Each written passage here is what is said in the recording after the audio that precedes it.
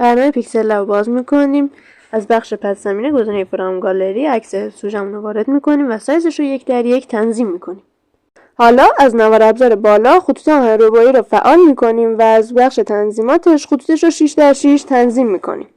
بعد از بخش عناصر و گزینه شکل‌ها یه مربع وارد صفحه میکنیم و اضلاعش رو مماس بر خطوط آهن‌ربایی تنظیم میکنیم جوری که یه مستطیل داشته باشیم.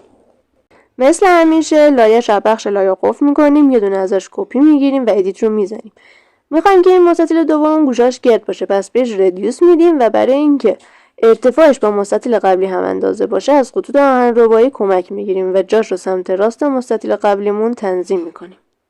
مستطیل دوممون رو هم لایه‌اش رو قفل میکنیم و از مستطیل اول دوباره یه دونه کپی میگیریم، ادیت رو میزنیم و این سری سایزش رو جوری تنظیم میکنیم که بخش بالای مستطیل گوشه گردمون رو بپوشونه. به این صورت از بخش لایه ها هر 3 تا لایه رو انتخاب میکنیم و با هم دیگه مرجشون میکنیم. بعدش هم اون تیکه پایین رو میزنیم، بخش لایه ها رو میبندیم و یه دونه از این شکل کپی میگیریم.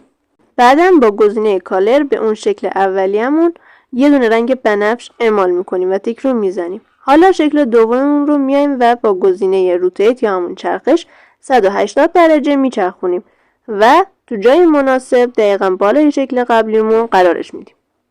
هر دو تا شکل رو از نظر عمودی دقیقاً وسط صفحه قرار میدیم و جاشون رو تنظیم میکنیم.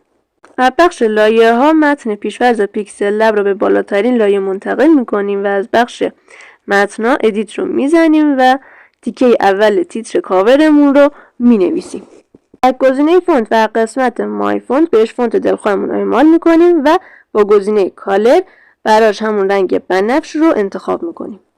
سایزش رو تغییر میدیم و تو جای مناسب وسط باکس سفید قرارش میدیم.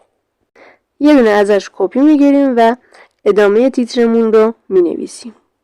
سایزش رو بزرگ میکنیم و به ترکیب دلخواه میرسونیم. بعد از اینکه جاش رو تنظیم کردیم تیک رو میزنیم و با گزینه استروک بهش حاشیه میدیم.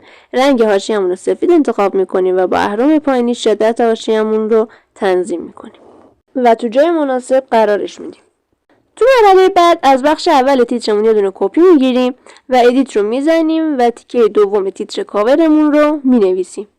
بعدم میایم و با گزینه کالر بهش رنگ سفید رو اعمال میکنیم و برای اینکه با باکس بنفشمون متناسب باشه میایم و بهش حالت کشیده میدیم.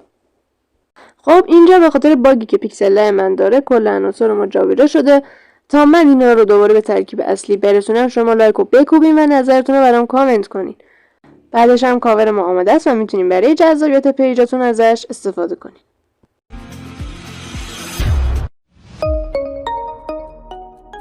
آموزش تولید محتوا با گوشی.